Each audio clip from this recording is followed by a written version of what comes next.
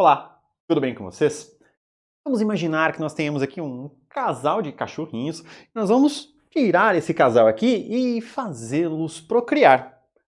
Qual será a probabilidade desse nosso belo casal aqui produzir um filhote macho e uma filhotinha fêmea, ou uma filhotinha fêmea e um filhotinho macho, quando nós avaliarmos dois cruzamentos distintos? Nós podemos utilizar a probabilidade para estimar situações como essas.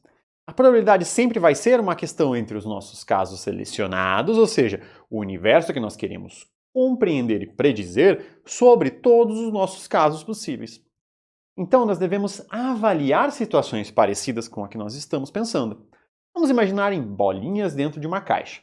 Eu tenho uma situação aqui onde eu tenho 1, 2, 3, 4, 5, 6, 7, 8 bolinhas dentro de uma caixa. Essas 8 bolinhas, entretanto, elas não têm a mesma cor. Percebam, eu tenho 2 bolinhas de coloração verde e 1, 2, 3, 4, 5, 6 bolinhas de colorações vermelhas. Então vamos pensar aqui na nossa probabilidade. Quais são os nossos casos possíveis? Os nossos casos possíveis são 8 bolinhas. E quais são os casos selecionados? Aí depende de qual cor de bolinha nós queremos pensar. Se eu estou pensando aqui nos meus casos vermelhos, os meus casos selecionados são 6. Se eu estou pensando aqui nos meus casos verdes, os meus casos selecionados são 2. O que não vai alterar são os meus casos possíveis aqui embaixo. Serão sempre 8, porque eu tenho nessa minha caixa 8 bolinhas. Então, eu posso pensar aqui nos meus casos vermelhos como 6 bolinhas, e vejo que a minha probabilidade de sacar uma bolinha vermelha ali vai ser a probabilidade da divisão de 6, que são os casos selecionados, ou seja, a bolinha vermelha, por 8, que são os nossos casos totais. Eu posso simplificar essa minha fração dividindo por 2, tanto em cima quanto embaixo, e eu terei que a minha proporção será de 3 para 4. Mesmo eu tendo 8 bolinhas aqui na minha caixa. Porque a minha fração 6 oitavos significa a mesma coisa numericamente que 3 quartos. Mas 3 quartos também significa numericamente a mesma coisa que 0,75, porque eu dividi 3 por 4. Assim sendo, eu tenho 75%, caso eu multiplique o meu 0,75 por 100, de probabilidade de, ao colocar a mão aqui na minha caixa e aleatoriamente pegar uma bolinha, ela ser da coloração vermelha. Eu posso avaliar a mesma ideia para as nossas bolinhas verdes. Ou seja, qual é a probabilidade de eu colocar a mão aqui na minha caixa e aleatoriamente pegar uma bolinha verde, como estou fazendo agora? Ela vai ser a divisão entre os casos selecionados, ou seja, os nossos casos de bolinhas verdes, aqui indicados com o número 2, frente aos meus casos possíveis, que no caso serão 8 possíveis bolinhas, dado que ao colocar a mão aqui eu posso pegar uma bolinha vermelha, posso pegar essa outra bolinha verde, posso pegar essa outra bolinha vermelha, eu tenho 8 possibilidades distintas. Aqui então nós teremos a mesma ideia, 2 oitavos, porque eu tenho 2 bolinhas verdes em 8 possibilidades totais, que se eu dividir por 2 da mesma maneira, eu terei 1 quarto. 1 quarto é 0,25, ou então 25%. Percebam 2 características interessantes. Eu só tenho 2 possibilidades aqui, ou eu tenho bolinhas verdes ou eu tenho bolinhas vermelhas. Logo, se eu observar aqui e eu somar 3 quartos com 1 quarto, o meu total será 4 quartos, que dá 1. Se eu somar 0,75 com 0,25, eu teria um total de 1. Se eu pego 1 e multiplico por 100, o meu total vai ser 100%, correto? Então, se eu somar 75% com 25%, eu terei meu total de 100%. Assim sendo, os meus casos possíveis aqui, quando eu avalio individualmente cada um dos meus casos selecionados, eles representam a totalidade das minhas opções, a totalidade da minha probabilidade. Mas e se eu só conhecesse a minha probabilidade? Ou seja, alguém fez essa minha parte inicial aqui e me entregou a probabilidade de 25%. Ou seja, eu não sei qual é a proporção original de bolinhas na minha caixa e eu quero justamente descobrir a mesma. Assim sendo, como que eu posso transformar a minha probabilidade em números de eventos observados? Então vamos tentar preencher 8 sorteios, ou seja, eu quero conhecer a minha caixa anterior a partir das probabilidades aqui apresentadas. Vejamos, Eu tenho que pensar sempre que essa minha razão aqui da probabilidade vai ter um numerador e um denominador. Assim sendo, 1/4 é igual a 0,25, como nós vimos já no exercício anterior. E 25% é a mesma coisa que 25 divididos por 100, ou então 0,25 igualmente.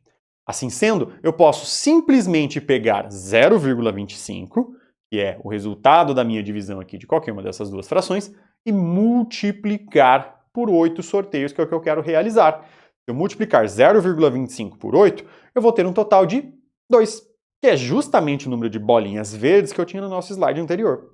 Mas, se eu não gostar de multiplicar aqui por 0,25, eu posso fazer uma maneira ainda mais simples, pensar numa regra de 3.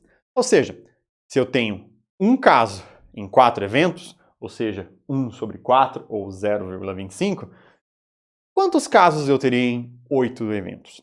Eu simplesmente posso fazer aqui uma regra de 3, eu multiplico aqui ao contrário, eu terei 4 vezes x, 1 vezes 8, eu posso passar esse meu 4 lá para baixo. Ao passar o meu 4 dividindo, eu teria um total de 1 caso vezes 8 eventos divididos por 4 eventos. Eu vou cortar eventos com eventos e eu teria a minha resposta em número de casos. Logo, 8 vezes 1 é 8 divididos por 4, 2. Eu terei 2 casos, ou seja, as minhas 2 bolinhas verdes observadas no nosso exemplo anterior. Assim sendo, se eu tenho o meu total de eventos, eu posso predizer a minha probabilidade. Se eu tenho a minha probabilidade, como nessa situação aqui, eu posso, dado um determinado número de eventos, predizer a quantidade de ocorrências que ali eu terei. Mas e agora se eu arranjar uma segunda caixa com outras bolinhas?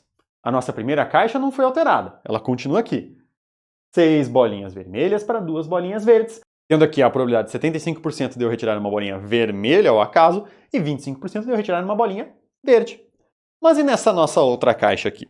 Vamos contar inicialmente. Eu tenho 1, 2, 3, 4 possíveis eventos, sendo deles um evento roxo e 1, 2, 3 eventos marrons. Como que eu devo proceder para calcular a nossa probabilidade? É a mesma coisa aqui. Eu vou trabalhar com 3 casos marrons para 1 caso roxo, para 4 casos possíveis no total. Assim, os nossos casos marrons, eles nada mais serão do que 3 divididos por 4, porque eu estou sempre pensando de casos selecionados em casos possíveis. Isso dá 0,75 ou 75%. Para a nossa situação roxa aqui embaixo, eu terei um caso roxo sobre 4 casos possíveis, que são 4 bolinhas na minha caixa. Assim eu terei 0,25 ou 25%. O que quer dizer que, se por acaso eu colocar a minha mão aqui aleatoriamente dentro da minha caixinha e porventura pegar uma bolinha e ela ser da coloração roxa, eu tenho 25% de probabilidade deste evento ocorrer. Já eu colocar a mão aqui dentro e pegar uma bolinha de coloração marrom, apresenta 75% de probabilidade. E o que acontece agora se eu colocar uma mão na caixa de cima e pegar uma bolinha, e outra mão na caixa de baixo e pegar uma bolinha, simultaneamente avaliar as coisas? Quais serão as probabilidades? Nós precisamos entender qual é a minha relação entre o sorteio aqui em cima e o sorteio aqui embaixo para poder predizer as probabilidades. Assim sendo, se eu me perguntar qual é a probabilidade de eu realizar um sorteio independente nessa caixa e outro sorteio nessa caixa e tirar aqui em cima uma bolinha verde ou aqui embaixo uma bolinha roxa, nós devemos pensar que, se por acaso eu tirar uma bolinha verde e uma bolinha roxa, eu respeito a minha situação. Se eu tirar uma bolinha verde e uma bolinha marrom, eu respeito a minha situação. Por quê? Porque eu tirei uma verde ou uma roxa. Se eu tirar uma bolinha vermelha aqui em cima, mas aqui embaixo eu pegar a minha bolinha roxa, eu também estou respeitando a minha situação. Por quê? Porque eu tenho ou uma bolinha verde ou uma bolinha roxa. Então eu tenho aqui múltiplos tipos de sorteio. Em uma situação como essa aqui, onde eu estou indicando um ou o outro, eu vou somar as minhas probabilidades. Logo, eu somo 0,25, que é a probabilidade de tirar uma bolinha verde, com 0,25 aqui, que é a probabilidade de eu tirar uma bolinha roxa. A minha consequência será que 0,25 mais 0,25 será de 50% ou 0,5. Essa é a probabilidade de eu fazer um sorteio nessa caixa de cima, um sorteio nessa caixa de baixo e pegar ou uma bolinha verde ou uma bolinha roxa, pelo menos. Não tem problema nenhum que eu pegue uma bolinha marrom aqui embaixo, desde que no sorteio de cima eu tenha pego uma bolinha verde. Mas e se for diferente? Eu quero sortear aqui em cima e pegar uma bolinha verde e sortear aqui embaixo e pegar uma bolinha roxa. Eu preciso pegar uma verde e uma roxa. Ou seja, se eu sortear uma vermelha aqui em cima e aqui embaixo sortear uma roxa, isso não é válido segundo a minha premissa, porque eu quero que este evento e este evento ocorram simultaneamente. Essa é a nossa palavra-chave. Agora, eu não vou somar as minhas probabilidades.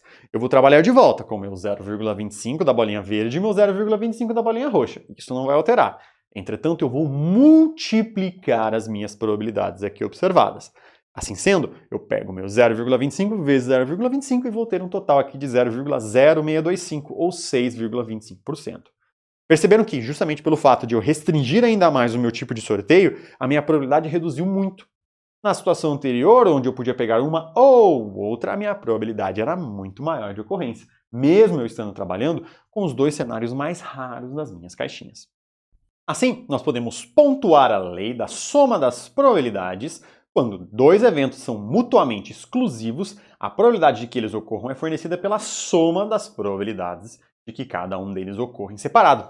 Então, é a nossa situação do ou. Ou eu pego uma bolinha verde, ou eu pego uma bolinha roxa. Já a lei do produto das probabilidades, ela nos diz que a probabilidade de ocorrência simultânea de dois ou mais eventos independentes é igual ao produto das probabilidades de suas ocorrências em separado. Então, nós temos o nosso E. Eu tenho que pegar uma bolinha verde e uma bolinha roxa. Um ou. Aí eu vou realizar o produto das minhas probabilidades. Vamos voltar então lá para a nossa pergunta inicial. Ou seja, qual é a probabilidade de um casal de animais com sistema de determinação do sexo XY ter dois filhotes, sendo um macho e uma fêmea? Não necessariamente nessa ordem. Ou seja, eu posso pegar uma fêmea e um macho ou um macho e uma fêmea. Vamos pensar aqui. Qual é a probabilidade de eu ter um macho no meu sistema XY? 50% ou 1 sobre 2. Qual é a probabilidade de eu ter uma fêmea? 50% ou 1 sobre 2. Então, eu preciso para num mesmo conjunto. Eu tenho 50% no primeiro sorteio e 50% no segundo sorteio. E eu preciso realizar os dois sorteios simultaneamente.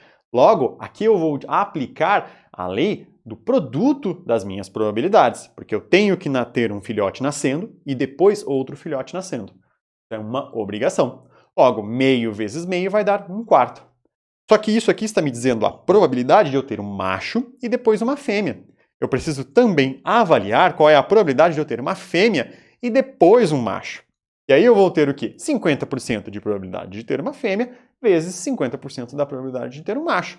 Aqui eu aplico novamente a minha lei do produto das probabilidades. Eu tenho 1/4. Mas e a minha resposta? A minha resposta tem um ou, porque eu quero um macho e uma fêmea, ou uma fêmea e um macho. Então aqui que eu queria um macho e uma fêmea, eu precisei aplicar a minha regra do produto, a minha regra do E. Meio vezes meio, e aqui é a mesma coisa, uma fêmea e um macho, meio vezes meio. Mas eu quero um macho e uma fêmea, ou uma fêmea e um macho. Logo, eu vou aplicar a nossa lei aqui das somas entre esses meus 1/4 e 1/4. Assim sendo, macho-fêmea ou fêmea-macho vai ser meio vezes meio, que aqui está em cima, mais meio vezes meio, ou seja, meio. Porque eu teria o meu 2/4. Percebam? 1/4 mais 1/4 é 2/4. 2 divididos por 4 dá 1 sobre 2, que é a nossa resposta esperada aqui para a pergunta lá do início da nossa aula. E por que eu não posso aplicar isso para as nossas predições de herança? Vamos ver. Eu posso pensar aqui nas probabilidades dos meus gametas. Vejam só. Este nosso indivíduo Vzão Vzinho, ele produz 50% de gametas do tipo Vzão e 50% do tipo de gametas Vzinho. Esse nosso indivíduo aqui, que também é Vzão Vzinho, ele produz 50% de gametas Vzão e 50% de gametas Vzinho. Assim, eu tenho meio ou 50% nessa nossa coluna e meio ou 50% nesta nossa outra coluna. Aqui eu vou ter meio ou 50% e meio ou 50% também. Como cada um desses nossos quadradinhos aqui é uma situação onde eu quero pegar um gameta deste nosso saquinho e um gameta deste nosso saquinho aqui de baixo, eu tenho que colocar um E, ou seja, eu tenho que realizar uma multiplicação. Vejam só, se por acaso eu levar em consideração esse nosso cruzamento aqui, de 50% de chance de pegar Vzão, com 50% de chance de pegar Vzão, eu vou ter meio vezes meio, que vai me dar 1/4. Assim, aqui eu tenho 1/4, aqui eu tenho 1/4, aqui eu tenho 1/4 e aqui eu também tenho 1/4. Só que percebam, eu tenho combinações aqui de genótipos sendo avaliadas. Para o meu genótipo Vzinho, ele só aparece uma única vez. Logo, a probabilidade é de 1/4 ou 25%. Já o meu genótipo Vzão, ele só aparece uma única vez. Logo, a minha probabilidade também é de 25%. E agora, e o meu genótipo Vzão, ele aparece no quadrante superior direito ou no nosso quadrante inferior esquerdo. Se vocês compreenderam, sabemos que agora a nossa resultado aqui, a nossa probabilidade genotípica, vai ser o somatório daqueles nossos dois quadrantes, ou seja, 1/4 mais 1/4, que me dá 2/4 ou 50%. E como eu posso pensar em fenótipos? Ou seja, agora eu quero saber quem são ervilhas amarelas. Essa é uma ervilha amarela, essa é uma ervilha amarela, essa é uma ervilha amarela. Quem são as ervilhas verdes? Apenas essa aqui embaixo. Então a verde já está resolvido, 1/4 ou 25%. E as nossas ervilhas amarelas é um somatório. Eu tenho este quadrante, ou este quadrante, ou este quadrante aqui. Os três representam a nossa probabilidade de ervilhas amarelas. Assim sendo, eu tenho 1/4 mais 1/4 mais 1/4, vai me dar 3/4 ou 75% como probabilidade de uma ervilha amarela. E no cruzamento de híbrido, será que eu posso aplicar a mesma ideia? É claro, eu preciso lembrar primeiramente da nossa meiose. Qual é a proporção entre esses nossos gametas? Qual é a probabilidade de cada um deles surgir? Ela é igual, logo vai ser o meu 100% divididos por 4 ou o meu 1 divididos por 4. Assim, eu tenho que é 1/4 para cada um desses gametas ou 25% para cada um deles. E a mesma coisa aqui nessa orientação. Cada um dos meus quadrados vai ser uma multiplicação de 1/4 por 1/4 ou 1/16. E aí eu posso distribuir essa minha probabilidade de 1/16 para todos eles. Para combinar genótipos e fenótipos, o meu objetivo agora é realizar somas entre os quadrados que apresentem o mesmo genótipo ou o mesmo fenótipo, seja o que eu esteja procurando. E isso pode ser sumarizado aqui. Se eu tenho um genótipo Vzão, Rzão, eu estou procurando esse genótipo, ele aparece uma única vez no nosso quadro de Punnett. Logo, ele tem uma proporção genotípica de 1/16. Já um genótipo Vzão, Rzão, ele vai apresentar em 1, 2, 3, 4 quadradinhos do nosso quadro de Punnett. Logo, eu somo esses 4 quadradinhos e tenho 4/16. Assim sendo, a minha proporção fenotípica esperada vai ser o somatório dos quadradinhos de Vzão, Rzão, Vzão, Vzão, Rzão, Rzinho, Vzão, Rzão, Rzão e Vzão, Rzinho, se eu estiver interessado em avaliar ervilhas que sejam amarelas e lisas. Somando todos esses meus quadradinhos individualmente, eu vou ter uma proporção fenotípica de 9/16. Vejam que curioso, como eu estou aqui com o meu denominador 16, pensando só nos numeradores, eu tenho 9 para 3, para 3, para 1. Utilizando a nossa probabilidade, eu chego exatamente nas mesmas proporções. E aí agora fica mais simples ainda, pensando na nossa probabilidade, para avaliar cruzamentos mais complexos. Vamos utilizar esse aqui que tem 5 características, é um pentaíbrido. Imagine fazer um quadrado de Punnett para ele. Seria bem complicado e bem demorado. Qual será a probabilidade para eu ter apenas os indivíduos com todas as minhas características recessivas? O que eu preciso saber? Primeiro, quais são os tipos de cruzamento que eu estou aqui avaliando? Percebam, eu tenho um indivíduo que tem um genótipo Azão, Azinho, Bzinho, Bzinho, Czão, Czinho, Dzão, Dzinho, Ezão, Ezinho, contra o indivíduo Azão, Azinho, Bzão, Bzinho, Czão, Czinho, Dzinho, Dzinho, Ezão, Ezinho. Nós podemos separar esses nossos genes individuais, que estão em cromossomos diferentes, em indivíduos distintos para poder buscar o nosso homozigoto recessivo para todas as características. Esses cruzamentos serão, então, cruzamentos teste, aqui em azul, como nós podemos perceber. Eu tenho um Bzão, Bzinho com um Bzinho, Bzinho, e um Dzão, Dzinho com um Dzinho, Dzinho, ou então cruzamentos monohíbridos tradicionais, onde eu tenho dois heterozigotos ali sendo cruzados. Aqui a minha proporção é de 3 para 1 e aqui a minha proporção é de 1 para 1. Logo, nós podemos pensar aqui no nosso heterozigoto com heterozigoto, a probabilidade de eu ter no meu azão-azinho cruzado o indivíduo azinho-azinho é de 1/4. Se eu estiver pensando no meu cruzamento aqui do GNB, a probabilidade de ter um Bzinho é de 1/2, porque eu tenho apenas o gameta Bzinho aqui cruzado com Bzão. Logo, meio. Vou colocar o meio aqui nessa minha posição. Para o meu locus C vai ser Czão, Czinho com 3 e 1/4 para o meu Czinho. Para o Dzão é a mesma coisa. Meio aqui em relação ao meu Bzão, porque eu estou falando de um cruzamento teste. E para o Ezão é a mesma ideia. Eu tenho aqui 1/4 de probabilidade para termos um indivíduo homozigoto recessivo. Mas o que eu faço com todas essas probabilidades agora? Será que eu somo ou será que eu multiplico?